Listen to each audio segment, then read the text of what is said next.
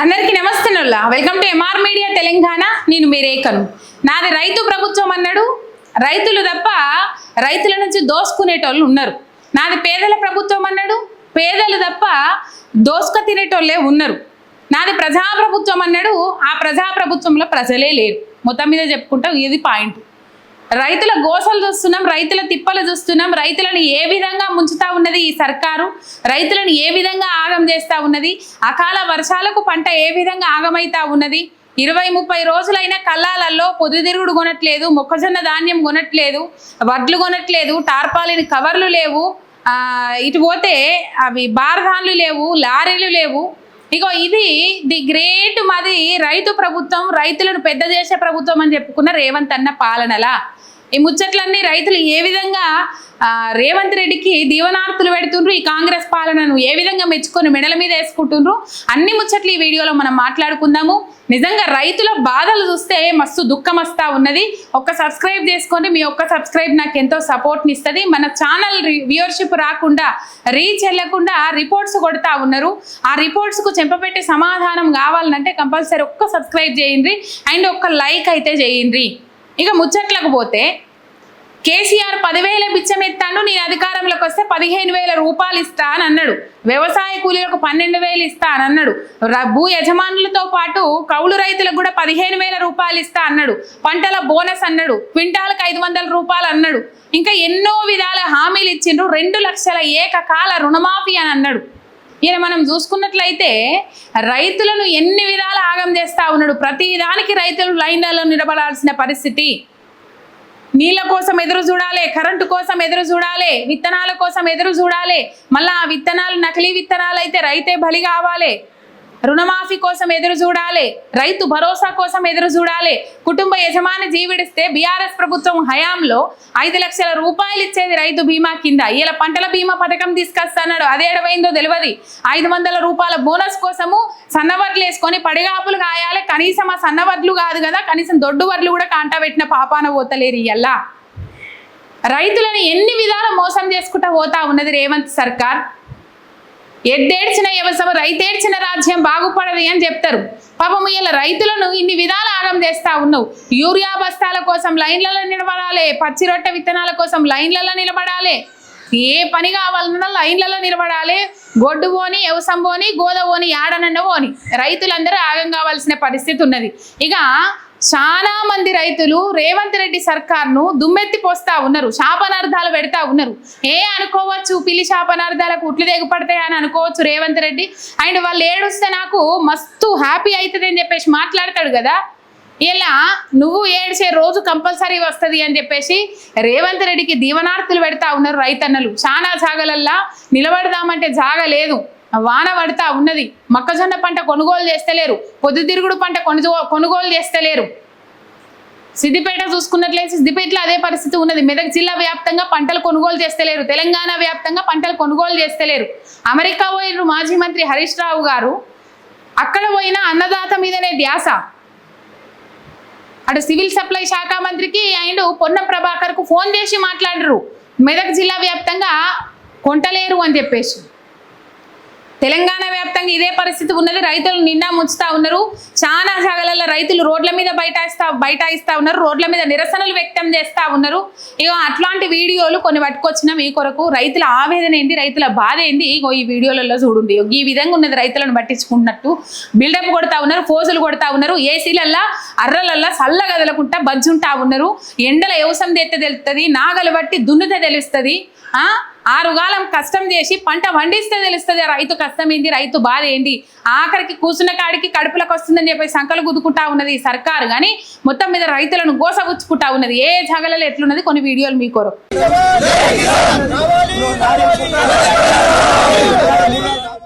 ప్రతిరోజు సార్ ఒక్కరోజు కాదు, ఇది పుల్లూరు బాధ ఎట్లుందంటే ప్రతిరోజు ఇప్పుడు నాయుడు లేని రాజ్యం ఎట్లుందో పుల్లూరు అట్లుంది. ఏడికి పోయినా మీ 5 బస్తాలు కడిగేస్తాము, 10 బస్తాలు కడిగేస్తాం అంటారు తప్ప ఏ మిల్లర్ కూడా కరెక్ట్ తీసుకోవడం లేదు సార్. ఇదైతే కరెక్ట్ కాదు. నిన్న ఒక్కరోజు ఒక లారీలో 50 సంతులు అంటే 50,000 రూపాయలు రైతు నువ్వును కదా సార్. అది సార్ మా బాధ.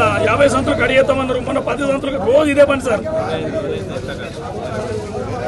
సార్ ఇప్పుడు ఆ మిల్లు కాదు సార్, మాకు గోదాంలో దించుకుంటామంటే మేము వెళ్ళిపోతాం సార్ ఇంటికి. అయిపోయింది సార్ మీరు పంపిస్తామంటే మేము వెళ్ళిపోతాం ఎవరన్నా సార్ ఏపీ ఏంది పరిస్థితి పరిస్థితి ఏంది 2 నెలల కాంచి కొనుడు లేదు అమ్ముడు లేదు బత్తాలు కొనుక్కోచుడు మాయే కాంటాలు పెట్టుడు మేమే లారీకి ఎత్తుడు మేమే పైసలు కిరాయిలు కూడా మాయే అయినా కూడా పోవులేదు ఆడ వెయిటింగ్ ఛార్జ్ అని మా మీదనే వెయిటింగ్ ఛార్జ్ కూడా మా మీద వెహికల్ తీసుకుపోయి కిరాయిలు పెట్టుకొని తీసుకొచ్చి ఇక్కడ పెట్టి వెహికల్ పంపిస్తే 4 రోజులు ఉన్నా 4 రోజుల వెయిటింగ్ ఛార్జ్ కూడా మనది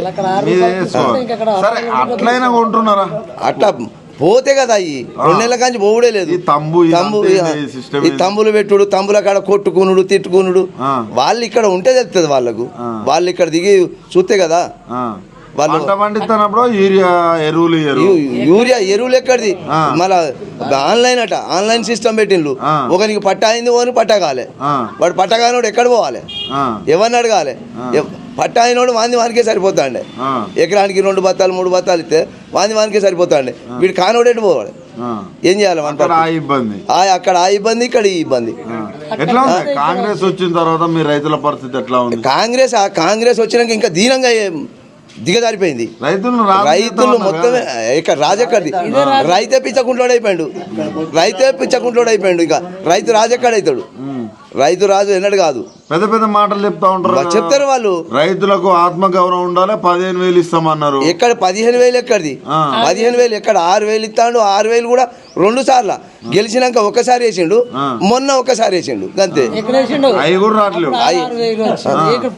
అదే అవి కూడా వచ్చుడు ఎక్కడిది రుణమాఫీ 2 లక్షలు అయినా రుణమాఫీ 2 లక్షలు అయినోనికి అయినాయి 100% అయిందట 100% ఎక్కడ ఎవడు వాళ్ళు చేసింది కానోడు ఉన్నాడు అయినోడు ఉన్నాడు దేవుళ్ళ మీద ఒట్టేసిండు కదా వాళ్ళు గట్టినే ఎత్తారు ప్రభుత్వం ఏంది దొంగ ప్రభుత్వం అది అసలే గట్లున్నది ఏం చేస్తాం లక్ష్మీనరసింహస్వామి మీద ఒట్టు అంటాడు అన్ని సాముల మీద శ్రీరాముని మీద ఒట్టు అన్ని సాముల మీద ఒట్లు పెట్టుకుంటారు వాళ్ళు ఎందుకంటే గెలవాలి గెలిచినాక మార్పు అన్నారు మార్పు ఎక్కడదన్నా మార్పు లేదు చేర్పు లేదు అంతే సంగతులు అయిపోయింది కేసీఆర్ ఉన్నప్పుడు 10 రూపాయలు తిన్నా పని అయింది 10 రూపాయలు తిన్నా పని అయింది ఆ ప్రభుత్వం పనిచేసింది ఈ ప్రభుత్వం పనిచేయలే ఏం చేస్తారు మరి పొద్దున్నైతే మళ్ళీ కేసీఆర్ మీదనే అదొకటి ఇప్పుడు ఏసుడు కూడా మళ్ళీ కేసీఆర్ కే ఓటు కాంగ్రెస్ కు ఏసుడు వేసినోడు వాడు కాంగ్రెస్ కు ఓటు అన్నాడు ఇప్పుడు కాంగ్రెస్ వాళ్ళు వచ్చి ఓటు అడిగితే ఏం చెప్పా ఎవరు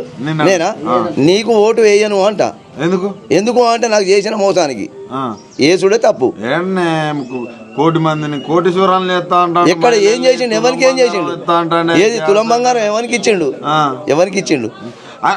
ఇప్పుడు ఒక పాప పుట్టాలంటే 9 నెలల ప్రాసెస్ ఉంటది నాకు కొంచెం టైం ఇయ్యరు అంటాడు ఎవరకు ఆయన ఇప్పుడు ఎందుకు కొత్త సంవత్సరమా కొత్తగా పెళ్లి చేసుకున్నది కొత్తగా పెళ్లి చేసుకున్నాడా కొత్తగా వచ్చినా నేను అంటుండు అదే కొత్తగా పెళ్లి చేసుకొని పొయ్యి పెట్టుకొని తింటాడు ఏది మన రాష్ట్రం విడదీసి తీసుకొచ్చి ఆడ పెట్టి ఉన్న రాష్ట్రాన్ని విడదీసి తెచ్చి ఆడబెట్టి బాగు చేసిందని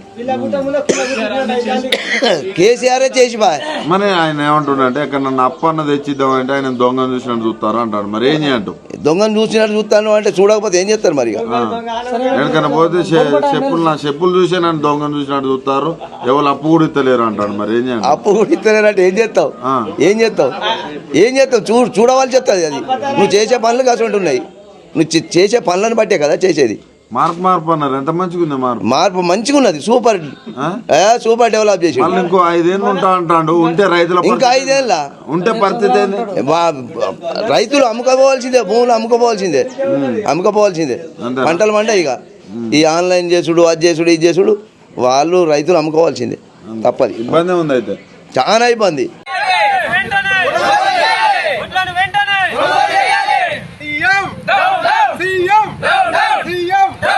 మాట్లాడుతుండ్రు బండ్లు పంపిస్తాడు ఒక బండి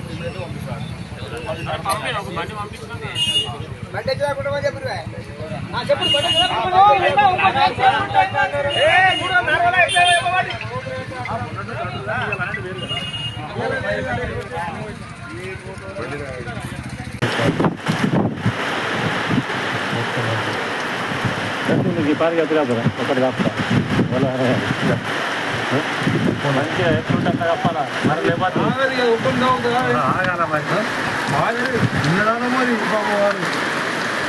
తిన్నా అన్న ఆఖరి ఇంకా తిరుమల సొంత అంతా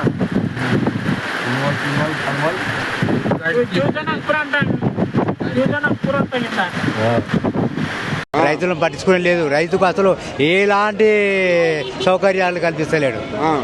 ఆఖరికి పిండి ఎరువుల కొరత కూడా ఏర్పడ్డది. ఎరువుల కొరత ఏర్పడ్డది. ఓ పండించిన ధాన్యానికి గిట్టుబాటు లేక మార్కెట్ తీసుకుపోయి తిండి తిప్పలు పడి ఆడ అమ్ముకోవడానికి, పండించిన ధాన్యాన్ని అమ్ముకోవడానికి కూడా ఇబ్బంది పడాల్సిన పరిస్థితులు ఏర్పడ్డాయి రైతు పరిస్థితి. ఒడ్లే ఉన్నాయి అలా 40 కిలోల బ్యాగ్ 2 కిలోల కటింగ్ అంటాడు. 40 కిలోలకి 2 కిలోల కటింగ్ అలా తాలు తీయాలి, తాలు పట్టాలి, మ్యాచూర్ రావాలి, అన్ని వచ్చినా కూడా 40 కిలోల బ్యాగ్ 2 కిలోల కటింగ్ అంటాడు. రైతులకు ఎలాంటి అనుకూలంగా ఈ ప్రభుత్వం నడుచుకుంటలేదు. మార్పు అన్నారు, ఓటేసి.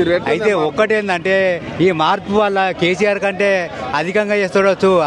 అదో ఆ ప్రభుత్వం ఎట్లుంటుందో చూద్దామనే ఆలోచన మీద తప్ప ఇంతకంటే మెరుగైన పనులు చేస్తారని ఆలోచన ఎంతవరకు సక్సెస్ అయింది?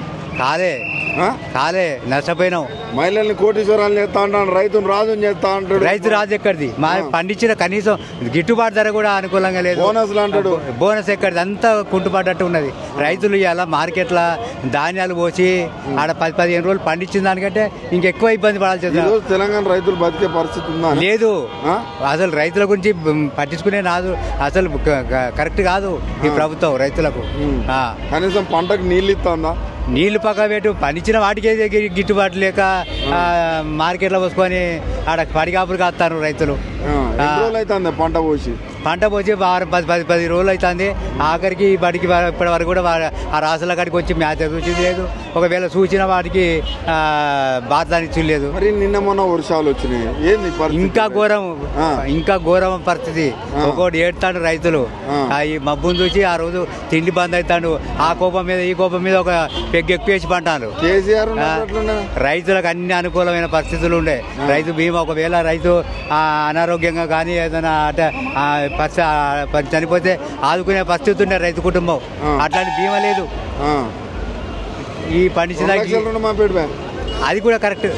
అది పక్క పెట్టు చేస్తలేడు. ఉండాలి, నగర పైసలు లేవు, నన్ను కోసిన పైసలు లేవు అంటాడు. ఏడుకన్నా పోతే నన్ను దొంగను చూసినట్టు చూస్తారు. రైతులను అడ్డగోలుగా నడ్డిర్చినట్టే పరిస్థితి. నన్ను దొంగను చూసినట్టు చూస్తారు. ఏదన్నా బ్యాంకులో కాదా మరి? అంతకంటే అధ్వానం అయిపోయింది ఇప్పుడు పరిస్థితి. అన్ని హామీలు ఇచ్చి ఇలా అందరినీ మభ్య పెట్టి ఇవాళ గద్దెనెక్కి నాకు అధికారం వచ్చింది, మీరు ఏం చేసుకుంటారో చేసుకోవాలి, ధర్నాలు రాసుకోలేకపోతే ఇబ్బందులు, కేసులు ఇవన్నీ చేయడం కరెక్ట్ కాదు కదా. కంచెలు బద్దలు కొట్టినామన్నారు, ఇలా కేసులు పెడతారా?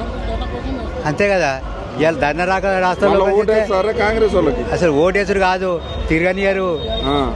ఇప్పటికే మండి పడతారు. రైతు బీమా ఏది, రైతు బంధు ఏది, పండించిన వాటికి గిట్టుబాటు ఏది, స్కూటీ ఏది, 2500 తులం బంగారం, ఇవన్నీ అసలు అనుగుణ ఆలోచిస్తే అక్కరాని ప్రభుత్వం ఇది.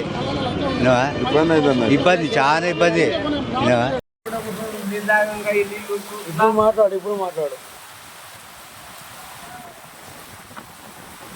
చూడు. Hello sir, hello.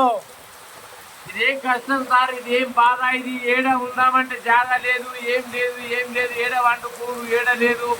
మా రైతులకు ఏమన్నా ఉన్నదా సార్? ఏమన్నా ఉన్నదా? రైతులకు ఏమన్నా మేలు ఉన్నదా? ఇంత ధాన్యం తెచ్చి మేము కుక్క కన్నా అసమానం అయిపోయింది మా బతుకుడా. ఎట్లు ఉండాలి ఇప్పుడు? రైతులు ఎక్కువ అక్కడ గజ కష్టం రేటర్లాడ మాట్లాడు. ఏమి లేదు. మార్కెట్ చైర్మన్ అంటాడు, ఇట్లున్నది గట్టున్నది అంటాడు. ఏమున్నది? మార్కెట్ చైర్మన్ ఇంత ఆదాయం ఏడే పెట్టుకుంటాడు?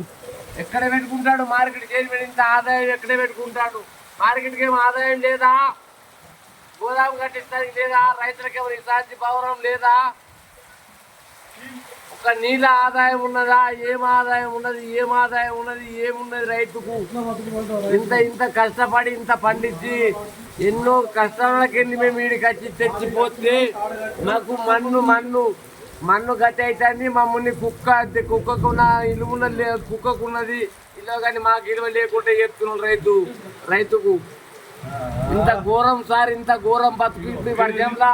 ఇంకో నేను తింటన్నా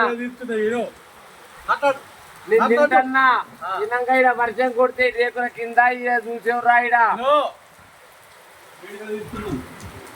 తినంగా చూసేవు రాయిడా చూసేవు రా. నువ్వు ఏడ వండాలి ఇప్పుడు రాత్రి? నేను ఏడ వండాలా? నేను పోయి ఏడ వండాలా?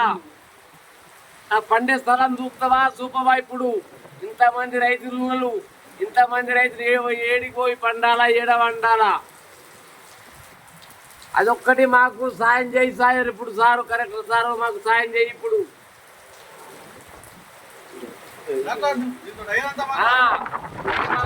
పండే సౌకర్యం కావాలి. ఇప్పుడు వానలు వండమంటావా? మరి వానలు తెల్లనక పడ్డావా?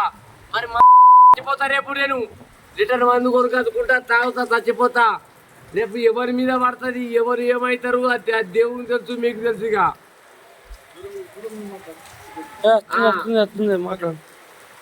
మరి ఏం చేస్తారు ఇప్పుడు? ఇంతగానో వర్షం పడబట్టా మరి ఇప్పుడు ఏమి లేదు. ఏ రేకుల చెట్టు కింది పోదాం, ఏ రేకుల చెట్టు లేదు. ఇక్కడి నుంచి అక్కడి నుంచి ఆన చంపుతుంది. ఏడ వండుకోమంటావు, ఏడు ఉండమంటావు చెప్పుర్రి.